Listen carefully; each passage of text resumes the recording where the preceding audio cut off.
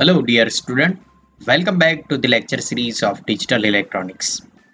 इस वीडियो में हम मल्टीप्लेक्सर के बारे में डिस्कस करेंगे जो कि एक कॉम्बिनेशनल सर्किट है जिसमें एक भी मेमोरी डिवाइस यूज नहीं होता है।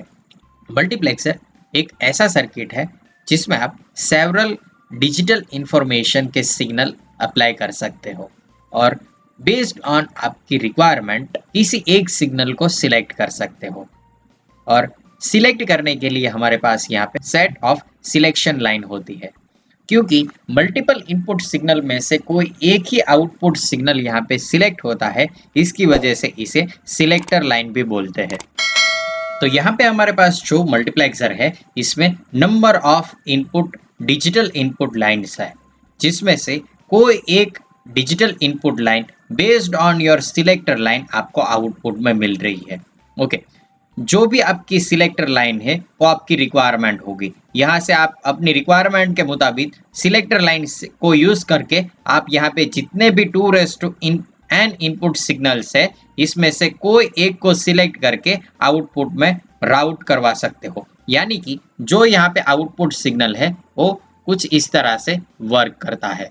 फॉर एग्जाम्पल, आपकी रिक्वायरमेंट फर्स्ट इनपुट सिग्नल है D0, तो D0 को कनेक्ट करने के लिए आपको सिलेक्टर लाइन से एक कोड सेंड करना पड़ेगा ताकि आपकी D0 लाइन है वो डायरेक्टली आउटपुट सिग्नल में राउट हो सके। फॉर एग्जांपल, आपकी रिक्वायरमेंट चेंज हो गई है D0 से D1, तो आपकी सिलेक्टर लाइन में आप कोड चेंज करोगे तो आपको यहाँ पे अभी जो आउटपुट सिग्नल मिलेगा उसमें D1 का जो भी मैसेज सिग्नल होगा वो आपको आउटपुट में मिलेगा। यानी कि आपकी रिक्वायरमेंट के अनुसार आप यहाँ पे सिलेक्टर लाइन को सेट करो ताकि आपके पास जो 2n इनपुट सिग्नल है इसमें से कोई एक output signal at a time आपको Y पे मिलता रहे।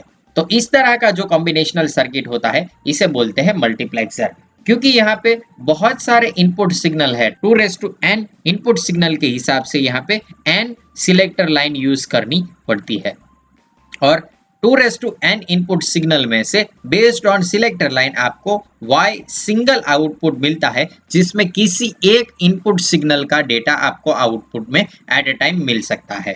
तो इस तरह का कॉम्बिनेशनल सर्किट है जिसे हम बोलते हैं multiplexer. Multiplexer is a many into one type combinational circuit, जिसमें आपको एट अ टाइम कोई एक इनपुट सिग्नल का डेटा आउटपुट में मिल सकता है।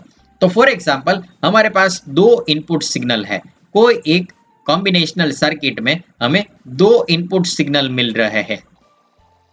अगर आपके पास नंबर ऑफ इनपुट सिग्नल 2 है तो 2:1 के हिसाब से आपको 1 सिलेक्टर लाइन चाहिए। अगर आपके पास यहाँ पे 2:n इनपुट सिग्नल है तो आपको n सिलेक्टर लाइन चाहिए। यानी कि अगर आपके पास 2:1 इनपुट सिग्नल है यानी कि 2 इनपुट सिग्नल है तो आपको जो 2 का पावर है इतनी सिलेक्टर लाइन चाहिए। ओके, तो फॉर एग्जांपल मुझे एक मल्टीप्लेक्सर डिजाइन करना है जिसमें 2 इनपुट्स है और आपको at a time 1 output signal चाहिए।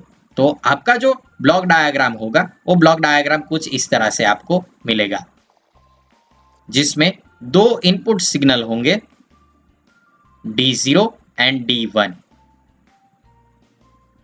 Based on your selector line. For example, यहाँ पे आपकी सिलेक्टर लाइन है S, जिसके हिसाब से आपको आउटपुट सिग्नल Y मिलेगा।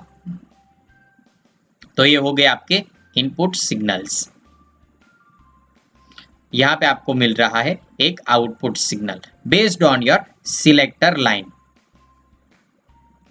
तो ये हो गया 2GEM1 का मल्टीप्लेक्सर, जिसमें आपके पास 2 इनपुट सिग्नल है और इसमें से कोई एक आउटपुट सिग्नल आपको सिलेक्टर लाइन के हिसाब से मिल रहा है। तो आप इस तरह से 2:n GEM1 के मल्टीप्लेक्सर बना सकते हो। यानी कि आप अगर n की जगह पे 1 रखते हो तो आपको 2GEM1 का मल्टीप्लेक्सर मिल सकता है। n = 2 रखोगे तो 2:2 यानी कि 4 GEM1 का मल्टीप्लेक्सर मिल सकता है। n = 3 देन आपको 2:3 यानी कि 8 GEM1 का मल्टीप्लेक्सर मिल सकता है। तो अगर आप 2:n का मल्टीप्लेक्सर बनाना चाहते हो तो n इज इक्वल टू आप n रखोगे तो आपको यहाँ पे 2n जैम 1 का मल्टीप्लेक्सर मिल सकता है। लेकिन सभी मल्टीप्लेक्सर में आपको output signal at a time 1 ही मिलेगा, एक ही आउटपुट सिग्नल मिलेगा जो कि आपके सिलेक्टर के हिसाब से इनपुट में से कोई एक इनपुट आउटपुट में राउट होता दिखेगा। तो इस तरह से आप मल्टीप्लेक्सर की डिजाइन बना सकते हो। मैंने यहाँ पे 2 जैम 1 का एक मल्टीप्लेक्सर बनाया है जिसमें 2 इनपुट है, एक आउटपुट, और 2 इनपुट के हिसाब से एक सिलेक्टर लाइन होंगी। यानी कि अगर आप s इज इक्वल टू 0 रखते हो तो आपको D0 सिग्नल है वो आउटपुट में राउट होता हुआ दिखेगा।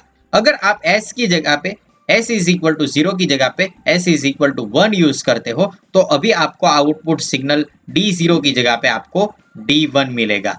ओके, तो based on value of S selector line आपको इनपुट में जो भी सिग्नल दिए गए हैं D0 और D1 वो आपको आउटपुट में मिल सकते हैं। यहाँ पे और एक इनपुट सिग्नल है जिसे बोलते हैं एनेबल। इस एनेबल इनपुट सिग्नल का काम है कि आपके पूरे कॉम्बिनेशनल सर्किट को ऑन या ऑफ करना।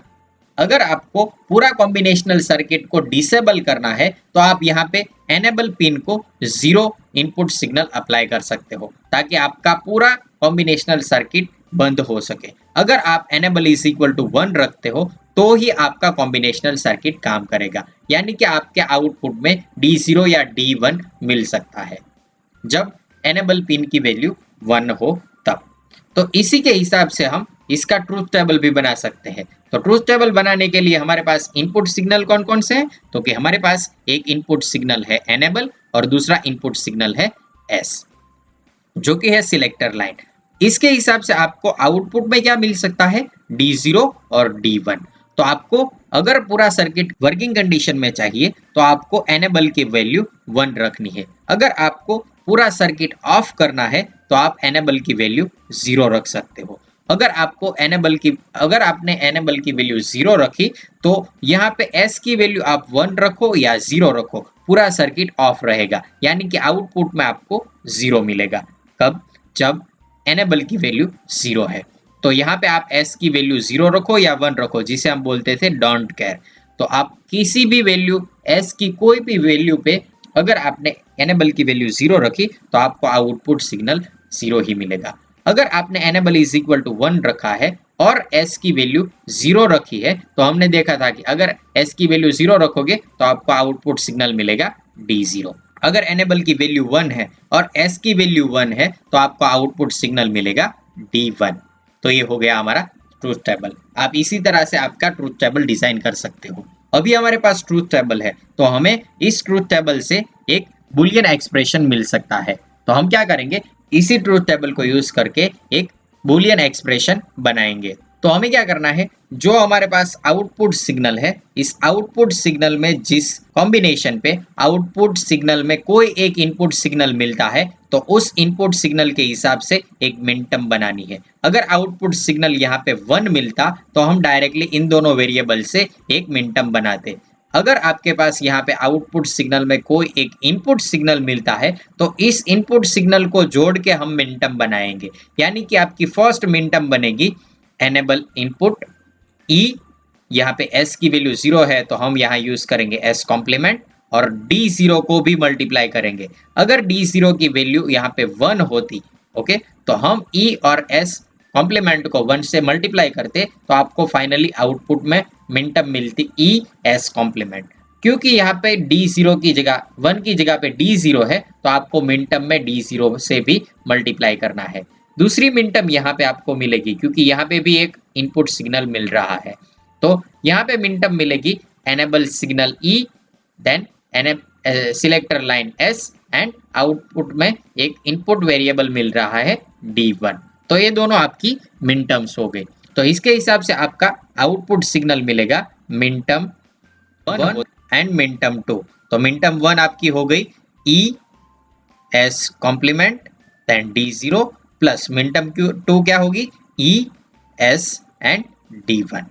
ओके, हमारे पास बुलियन एक्स। तो अभी हम क्या कर सकते हैं, एक कॉम्बिनेशनल सर्किट भी डिजाइन कर सकते हैं। तो इसी बुलियन फंक्शन को यूज करके हम इसकी एक लॉजिक सर्किट डिजाइन करते हैं।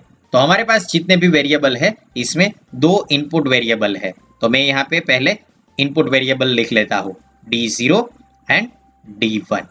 देन वन एनेबल पिन है जो कि पूरे सर्किट को ऑन ऑफ करने के लिए यूज होती है, तो मैं इसे भी यहाँ लिख लेता हूँ एनेबल पिन E। नेक्स्ट हमारे पास एक सिलेक्टर लाइन है, तो सिलेक्टर लाइन को मैं यहाँ लिखता हूँ जो कि हमारी नीचे दी गई थी, इनपुट को सिलेक्ट करने के लिए यूज होती है। तो फर्स्ट हमारी जो मिनटर्म थी वो मिनटर्म कुछ इस तरह से है ES कॉम्प्लीमेंट एंड D0। तो हमारे पास जो D है इसको D0 को मैं एज इट इज ले लेता हूँ। दूसरा इनपुट है E, तो मैं E को भी यहाँ पे एज इट इज ले लेता हूँ। तीसरा है S कॉम्प्लीमेंट, तो S को कॉम्प्लीमेंट में कन्वर्ट करने के लिए मैं यहाँ पे एक नॉट गेट यूज करूंगा ताकि मुझे S का कॉम्प्लीमेंट मिल सके। तो ये हो गया S का कॉम्प्लीमेंट। तो हमारे पास यहाँ पे है D0, यहाँ पे है एनेबल और यहाँ पे है S कॉम्प्लीमेंट। तो आपको यहाँ पे मिनटर्म मिलेगी E S complement and D0। दूसरी है जिसमें एनेबल पिन S और D1 है, तो मैं यहाँ से D1 को एज इट इज ले लेता हूँ, यहाँ से एनेबल पिन को भी ले लेता हूँ और यहाँ से सिलेक्टर लाइन को भी ले लेता हूँ ताकि हमें एक और मिनटर्म मिल सके। तो ये हो गई हमारी दूसरी मिनटर्म जिसमें है E S और D1। ओके, दोनों मिनटर्म को जोड़ने के लिए हम यहाँ पे यूज करेंगे एक और गेट ताकि हमारा फाइनल आउटपुट सिग्नल हमें मिल सके। ये हो गया हमारा फाइनल आउटपुट सिग्नल जिसमें है ES complement D0 plus ES D1 हो गया। तो इसी तरह से आप कोई भी कॉम्बिनेशनल सर्किट को डिजाइन कर सकते हैं। मैंने एक सिंपल 2GEM1 का मल्टीप्लेक्सर की लॉजिक सर्किट यहाँ पे डिजाइन की है। इसी तरह से आप 4GEM1 मल्टीप्लेक्सर भी डिजाइन कर सकते हो।